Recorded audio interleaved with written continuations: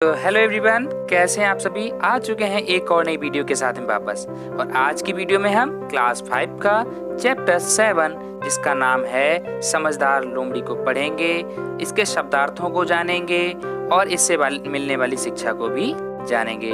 तो वीडियो में लास्ट तक बने रहिए ताकि आपको ये चैप्टर पूरी तरह से समझ में आ जाए। और हाँ, अगर आप चैनल पर नए हैं तो चैनल को सब्सक्राइब करें, वीडियो को लाइक और शेयर करना बिल्कुल ना भूलें। कहानी अपने दोस्तों में शेयर करें ताकि उन्हें भी अच्छी अच्छी कहानियाँ सीखने के लिए मिल सकें। चलो समय को बिना गवाते हुए हम वीडियो को शुरू करते हैं। एक बार जंगल में बैठा एक बूढ़ा शेर सोच रहा था कि आज तक वह किसी से नहीं हारा।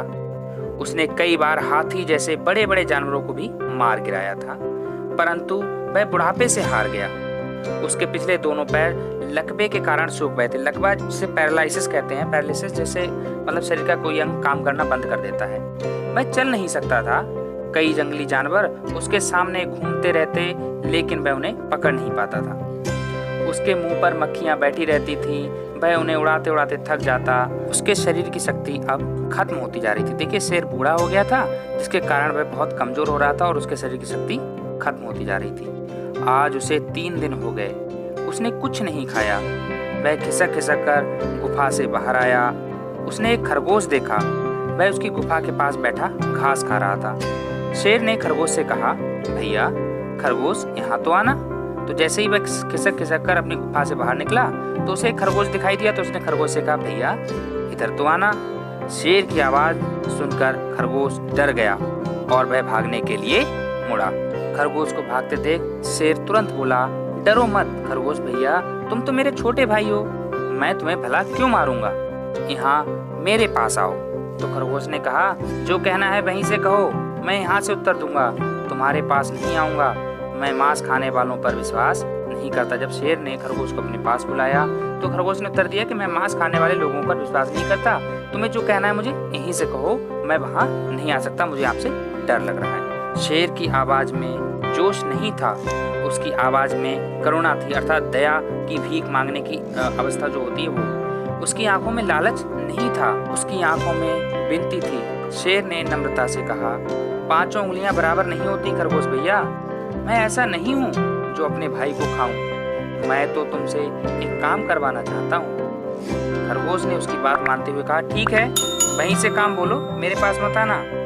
शेर ने वहीं से कहा, खरगोश भैया मैं मरने वाला हूँ, मेरा दम निकलने में कुछ ही समय है, तुम उस पहाड़ी के पीछे चले जाओ, वहाँ एक लोमड़ी रहती है, उसके छोटे छोटे बच्चे हैं, बरसात का मौसम आने वाला है, मैं चाहता हूँ कि मेरे मरने के बाद इस गुफा में वह अपने बच्चों को ले आए, मैं ये गुफा उसे देना चाहता हूँ और ये मेरी अंतिम इच्छा है। तो जैसे ही खरगोश शेर की बात सुनने के लिए रुक गया तो शेर ने कहा कि खरगोश भैया मैं तो मरने वाला हूँ और मेरी अंतिम इच्छा ये है कि पहाड़ी के पीछे जो लोमड़ी रहती है उसे आप बुला लाओ तो मैं अपनी उसे गुफा दे दूंगा।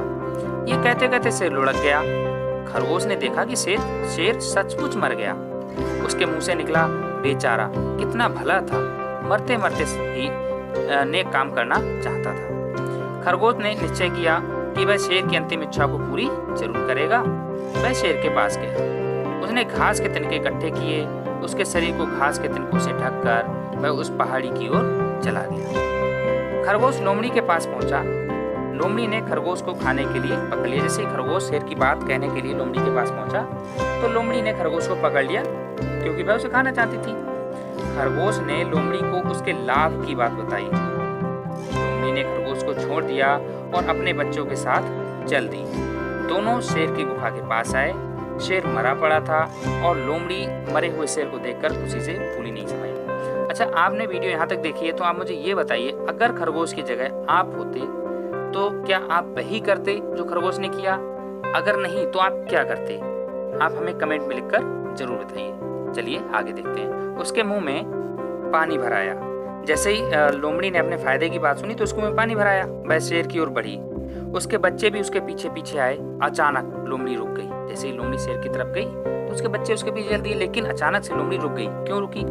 उसे तुरंत याद आया, ज्यादा खुशी में बुद्धि काम नहीं करती है। वह सोचने लगी। उसने खरगोश को देखा। वह ऊंची आवाज में बोली, खरगोश भैया शेर महाराज कब मरे? इन्हें मरे हुए कितना समय हुआ है? खरगोश ने कहा, लोमड़ी बहन, इन्हें मरे हुए कोई 2 घंटे हो गए। लोमड़ी तुरंत बोली, फिर तो शेर महाराज को यहीं रहने दो, मैं चलती हूँ।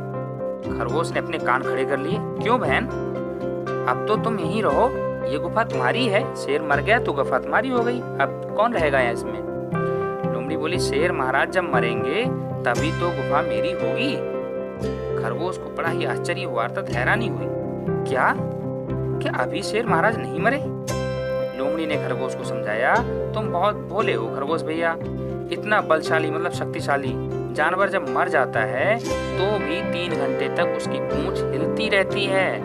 लोमड़ी ने अपनी चालाकी दिखाई और उसने कहा, खरगोश भैया, जब इतना बलशाली जानवर कोई मर जाता है तो 3 घंटे तक उसकी पूंछ हिलती है। लोमड़ी इतना कहकर शेर को ध्यान से देखने लगी। लोमड़ी ने ज्यों ही शेर की पूंछ हिलती देखी, वह चिल्लाई, भागो, और अपने बच्चों के साथ पहाड़ी की ओर भाग गई। खरगोश भी कहीं दिखाई नहीं थी। देखा आपने लोमड़ी को जब वह गुफा की बात पता लगी तो वह कितनी खुश हुई, लेकिन उस खुशी में भी उसने अपना विवेक नहीं खोया और बुद्धि से काम लिया। अगर वह बुद्धि से काम नहीं लेती तो खरगोश शेर खिसक खिसक कर अपनी गुफा में जाता और लोमड़ी तथा उसके बच्चों को मारकर खा जाता। लेकिन उसने अपनी बुद्धिमानी से काम लिया और शेर की असलियत को जान गई और अपने बच्चों को लेकर वहां से भाग गई। यही शिक्षा आज की कहानी से मिलती है। आज के लिए इतना ही, फिर मिलते हैं किसी वीडियो में। अगर आप चैनल पर नए हैं तो चैनल को सब्सक्राइब करें, वीडियो को लाइक और शेयर करें ताकि आपके फ्रेंड्स भी अच्छी अच्छी कहानियाँ देख सकें। जय हिंद, जय भारत।